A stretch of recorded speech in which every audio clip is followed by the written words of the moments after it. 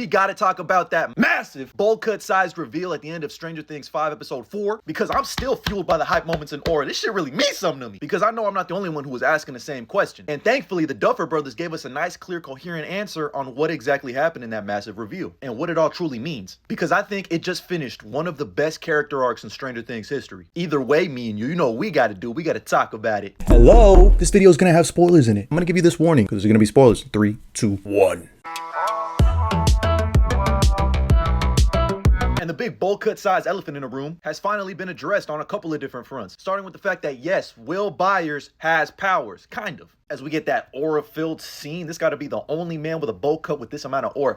Inhale it as he wipes the blood off his nose, saying slime, in the same manner that Eleven would when she uses her powers. But this begged a question that I know I wasn't the only one that had. Did this man just manifest his own powers? Has he always had powers? Did Vecna give him powers? Well, thankfully, the Duffer Brothers gave us a straight answer. Because thanks to an interview with Variety, the Duffer Brothers revealed that Will doesn't have the same powers as Vecna and Eleven, in a sense that they actually have those powers and were born with those powers. Matter of fact, I'm pretty sure they're the only two that were naturally born with their psychokinetic abilities. But it all has to do with the fact that he's still stuck in Vecna's hive mind, and he's able to access Vecna's powers through this hive mind. So it's kind of like a double reverse Uno card. Will Walk 'em Down Wise really said, this is a two-way communication street, you know that, right? And I'm giving you and all your Demogorgons a cold call. And Matt Duffer even went into more detail, saying that he taps into the hive mind and he can manipulate anything within the hive. You'll see how far he can take it as you continue to watch, but that's how he's able to manipulate the monsters. So he can't open a door because the door is not a part of the hive mind. Ross Duffer revealed that they've been wanting to give him powers this season for the longest time, and then decided to talk about how he's able to do it now, why he's able to do it now. Some of it is mythology based in terms of the hive mind's closer than it's ever been for him, but the main thing we're talking about here is how Will himself has changed. Throughout the other seasons, he's been a little more fearful than all the others. He hasn't been a leader. He hasn't accepted himself in the way that some of our other characters have. They also revealed that they had a darker version of Will getting his powers in season 2. He was connected to Vecna. He could see what he saw, but he didn't realize that at the time. He wasn't able to tap into it in a way and use it against Vecna. That's something he doesn't learn until this season. It took us a while to build there, but it was something we always intended to do. The details of it were rough until we started working on it. And it's all proximity based, so as long as he's close to the hive mind, he can use these powers. And now it makes a whole lot of sense why the Duffer Brothers recommended watching season 2 episode 4 and season 2 episode 6, when Will first gets flayed and we see he's fading in and out of the hive mind, feeling the same pain that they all feel, and also drawing the tunnels underneath Hawkins. Don't forget, we had Demogorgon vision in season 2. He just didn't realize it was the Demodogs or the Demogorgons at first. And what I love about this is that it brings this series full circle. From the moment that Will was taken in season 1 and Vecna used him as his first test subject, essentially, Will was really just his test dummy, which he reveals to him in this scene. He just really wanted to see if he can get his powers to work outside of the Upside Down, so he picked the most fragile mind he could find. So Will was never special in Vecna's eyes. He was just easy to get into and manipulate. And that's why he goes after new kids and leaves Will there, because he's like, listen, these new kids are like clay and I can mold them whichever way I want in my world. Welcome to Vecna Island. But what I love is it was all thanks to that beautiful conversation that he had with Robin, which felt like this season's version of the bathroom scene from season 3. This is like some of my favorite things in Stranger Things, because it's Robin coming out to Steve and he's like super accepting of it in a time where it probably wouldn't be. Now, I know it wouldn't be. And it's really in these small character moments that make this show special, because when she tells Will her queer story and how she looked back at old 8mm childhood memories and realized that this is always who she's been, and she felt like herself finally, and she felt like she could fly, and Will using that conversation to tap into his own little 8mm memories with, of course, the beautiful little moments of the first time him and Mike were friends, who he clearly has more than just friends feelings for, but also everyone else in his life, his mom, his brother, and that little shot we get of him running around in his Will the Wise outfit as a kid as we cut to black and Will realizes his full potential. He's always been a survivor, and he's always been stronger than he himself realizes. And this is also just a beautiful message for all of you out there. Don't be ashamed of who you truly are. Be yourself, because you're your own unique, special person. The less afraid you are to be yourself, the more you're going to find other people that are just like you. And also, you can tap into a power that you never know you had inside. Is anybody else getting chills?